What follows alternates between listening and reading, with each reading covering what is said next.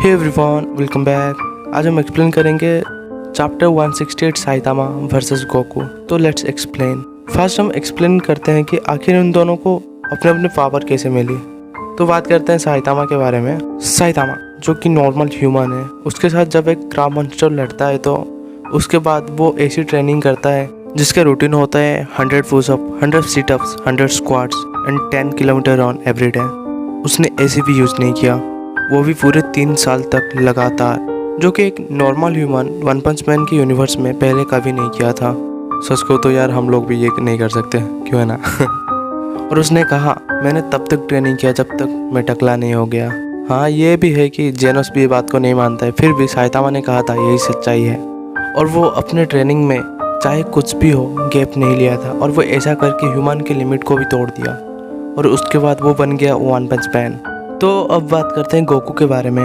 Goku को एक तरह से कहा जाए तो वो एक एलियन है जिसे अपनी शक्तियों के बारे में सिर्फ पता नहीं है। जब उसका प्लानट ख़त्म हो गया तो वो अर्थ में आया, जो कि उसके पास नॉर्मल ह्यूमन से काफ़ी ज़्यादा ताकत थी, और उसे ये पता भी नहीं था, फिर भी वो कुछ भी जल्दी ही सीख जाता था। मास्टर रोशी ने भी गोकू के अंदर का पावर को बाहर निकालने के लिए काफ़ी मदद किए थे। गोकू के अंदर पहले से ही बहुत सारी पावर थी, और मास्टर रोशी उन्हीं पावर की यूज कैसे करते हैं वो सिखाए थे। मास्टर रोशी ने काफ़ी सारे न्यू स्ट्रॉन्ग फॉर्म गोकू को सिखाए थे, जैसे giant ape, martial art, super Saiyan code के भी स्टार्टिंग लेवल में मास्टर रोशी ही मदद किए थे। उसके साथ साथ गोकू ने काफ़ी कड़ी ट्रेनिंग किया था। तो वैसे देखा जाए तो हार्डवर्क वो दोनों ने काफ़ी किए थे, लेकिन आप लोग बताओ कि किसने ज़्यादा मेहनत की है। तो नेक्स्ट हम बात करते हैं साइतामा एंड गोकू की स्पीड के बारे में। फर्स्ट बात करते हैं साइतामा का स्पीड। देखो, हमें सीजन 1 पहले तो जब वो बोरोस के साथ फाइट कर रहा होता है, और वो जब मून में से अर्थ तक का सफ़र सिर्फ कुछ ही सेकंड में पूरा कर लेता है, जबकि अर्थ एंड मून के बीच डिस्टेंस करीब 4 लाख किलोमीटर होंगे, और लाइट का स्पीड तो 3 लाख किलोमीटर है पर सेकेंड। तो उसमें वो करीब लाइट के स्पीड आसपास ही मूव करता है। लेकिन फैन मांगा में जब गॉड एंड साइतामा के बीच फाइट होता है, और जब साइतामा का एज एक टाइम पे पीछे चलने लगता है, और तभी हमें कहा जाता है कि साइतामा को समय से कोई फर्क नहीं पड़ता, क्योंकि वो लाइट के स्पीड को भी पीछे छोड़ चुका है। और गॉड जब कहता है कि जब भी तुम 1 सेकंड के लिए रुक जाओगे तो मैं किसी एक यूनिवर्स के किसी एक कोने में चला जाऊंगा, और वहां पर मैं खुद को हील कर दूंगा। लेकिन साइतामा 1 सेकंड में ही अपने एक पंच से गॉड एंड उसके साथ साथ कई सारे यूनिवर्स को खत्म कर देता है, बिल्कुल चैप्टर 166 की तरह। मैं आप सबसे रिक्वेस्ट करूंगा कि वो फैन मांगा को जरूर पढ़ें, नहीं तो मेरे को भी बोल सकते हो, मैं वीडियो भी बना सकता हूँ। और वो चैप्टर 167 में आपने तो देखा ही होगा कि वो किस तरह से अपने सीरियस टेबल फ्लिप के बाद साइतामा ने इतनी ज़्यादा स्पीड से आफ्टर इमेज क्रिएट किया, जैसे मानो एक ही माइक्रो सेकंड में 67 साइतामा हो, जबकि कॉस्मिक गारो का भी स्पीड अल्टीमेट लेवल में था।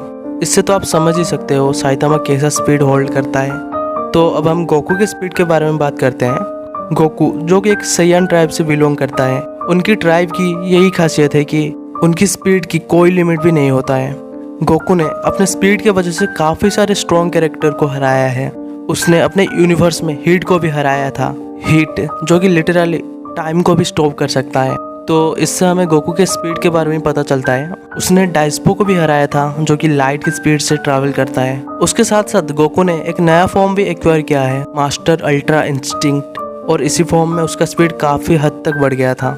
सच कहूँ तो नेक्स्ट लेवल में ही होता है उसका स्पीड। तो उन दोनों की स्पीड को कंपेयर करें तो वो काफ़ी हद तक इक्वल ही होंगे। अभी हम बात करेंगे उन दोनों के पावर स्ट्रेंथ के बारे में। तो हम पहले साइतामा के बारे में बात करते हैं। तो साइतामा जो कि वन पंच मैन के अपने सीजन 1 और 2 में सिर्फ उसने अपना एक ही पंच यूज किया था किसी को भी डिस्ट्रॉय करने के लिए। उसके आगे कोई भी अब तक आया नहीं जो उसके पावर को होल्ड कर पाता है। साइतामा ने तो डीप सी किंग को एक ही पंच में एक्सप्लोड कर दिया था। जब सुपर सोनिक साइतामा के आगे आया तो वो टिक ही नहीं पाया। सीजन 1 में जब बोरोस साइतामा के ऊपर कहीं सारे अटैक करता है, और वो अपने final move exploding star use करता है, फिर भी साइतामा बस एक ही पंच से उसे पूरी तरह से एक्सप्लोड कर देता है। और साइतामा कहता है हाँ तुम थोड़ा स्ट्रॉन्ग हो, लेकिन बोरोस क्या कहता है, याद ही होगा आप लोगों को, वो कहता है तुमने कभी मुझे सीरियस ही नहीं लिया। यानी कि बोरोस जो कि ब्लास्ट के जितना पावर होल्ड करता है, फिर भी साइतामा बिना कोई इफोर्ट से भी उसे मार देता है। साइतामा ने तो बस एक ही पंच से पूरे मीटियोर को तबाह कर दिया होता है। हाँ, ये बात अलग है कि उसके वजह से पूरा सिटी भी तबाह हो जाता है। वन पंच मैन के एपिसोड 11 में जब वो मेन स्पेसशिप के अंदर जाता है तो उसे वहाँ पर एक एलियन मिलता है जो अपने टेलीकाइनेसिस पावर को इस्तेमाल करता है। वो एलियन साइतामा के ऊपर एक ब्लैक होल के जितना पावर यूज करता है, फिर भी साइतामा को इससे कोई फर्क नहीं पड़ता। आप इमेजिन कर ही सकते हैं कि ब्लैक होल में कितनी ज़्यादा पावर होती है। ऐसा कुछ भी नहीं होता है जो ब्लैक होल से बाहर निकल सकता है, फिर भी साइतामा सिर्फ एक ही पंच लेता है।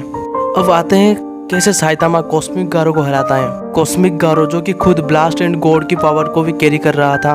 गारो उन दोनों के पावर को काफ़ी हद तक बढ़ाकर भी यूज कर रहा था, फिर भी साइतामा को थोड़ा भी नुकसान नहीं पहुंचा पाता था। साइतामा जब टेबल फ्लिप सीरियस स्नीज से जुपिटर एंड उसके मून को पूरा डिस्ट्रॉय कर देता है तो आप लोग सोच ही सकते हो कि साइतामा अगर उस वक्त सीरियस पंच यूज करता तो कई सारे मल्टी यूनिवर्स भी खत्म हो गए होते हैं। नेक्स्ट सीन में जब गारो साइतामा से कहता है अगर कोई है जो कि गॉड के पावर का भी मास्टर बन सकता है तो वो तुम ही हो, और वो भी गॉड के हाथ बिना पकड़े हुए। और वैसे भी साइतामा ने अपने स्ट्रेंथ को किस तरह से एक्सपोनेंशियली ग्रो किया था वो तो देखे ही होंगे, और वो उसके बाद गारो को बस एक ही पंच से मारा या फिर नो पंच। तो ठीक है, अभी हम गोकू के बारे में थोड़ा बात करते हैं। आखिर वो अपने पावर से कितना ज़्यादा डिस्ट्रॉय कर सकता है। तो एक ही बार में वो किसी भी स्टार को या फिर प्लैनेट को डिस्ट्रॉय कर सकता है। वो नए नए पावर के लेवल के लिए न्यू फॉर्म अचीव करना पड़ता है। बेस्ट फॉर्म जो कि गोकू का लो फॉर्म है, जो एक तरह से सुपर ह्यूमन भी कहा जा सकता है। गोकू अपनी जायंट एफ फॉर्म में अपनी स्ट्रेंथ को 10 गुना तक बढ़ा लेता है, कभी कभी तो आउट ऑफ कंट्रोल भी हो जाता है। लेकिन ये फॉर्म का डिसएडवांटेज ये है कि अगर टेल काटा जाए तो वो नॉर्मल फॉर्म में आ जाता है। नेक्स्ट बात करते हैं हम स्यूडो सुपर सायन फॉर्म, जिससे गोकू का आंख पूरी तरह से वाइड हो जाता है, बॉडी एंड मसल भी बढ़ जाते हैं। ये सुपर सायन मोड जब फ्रीजा जेलन को मार देता है तब गोकू ये फॉर्म अचीव करता है। इससे उसका हेड येलो हो जाता है और बॉडी भी ट्रांसफॉर्म हो जाता है, और पावर लेवल तो 50 टाइम्स तक इंक्रीज हो जाता है। सुपर सायन 3 मोड में उसका आईब्रो चला जाता है, हेयर पूरा लंबा हो जाता है, वो भी येलो, उसके साथ थोड़ा स्पाइकी भी हो जाता है। वो मोड में पावर तो पूरा 400 टाइम तक बढ़ जाता है, लेकिन ये फॉर्म को उसने मास्टर नहीं किया था, इसलिए इसे वो ज़्यादा वक्त के लिए मेंटेन नहीं कर पाता है। और इसी फॉर्म से वो एक बार बीरस से भी फाइट करता है। सुपर सायन 4 जो कि मेन स्टोरी से अलग है, फिर भी उसमें उसने गोल्डन एप बनता है और खुद को कंट्रोल भी करता है। गोकू जब super Saiyan god red mode achieve करता है अपने स्पेशल ट्रेनिंग से, तो वो मोड बीरस के 60% पावर को होल्ड करता है, और इसमें बॉडी पूरा रेड हो जाता है और उसके सराउंडिंग में एक रेड ऑरा भी दिखता है। Super Saiyan god blue mode जो कि गॉड की और सुपर सायन फॉर्म की पावर कंबाइन करता है, और वो इसी फॉर्म में गोल्ड फ्रीजा को भी मारता है। अल्ट्रा इंस्टिंक्ट मैन उसका ऑरा सिल्वरी दिखता है, जिसमें वो जेरन से भी फाइट कर पा रहा होता है। अभी बात करते हैं गोकू की मास्टर अल्ट्रा इंस्टिंक्ट यानी कि MUI गोकू, जो अब तक का स्ट्रॉन्गेस्ट फॉर्म है। इसी फॉर्म में वो अल्ट्रा इंस्टिंक्ट को भी मास्टर कर लेता है, जो कि गॉड से भी ज़्यादा पावर को दिखा रहा है। तो ठीक है ब्रो, हमने उन दोनों को पावर कंपैरिजन थोड़ा कर लिया है। मैं नेक्स्ट वीडियो बनाने वाला हूँ जिसमें मैं पूरा उन दोनों के फाइट के बारे में बात करूँगा। तो तब तक के लिए ओके बाय।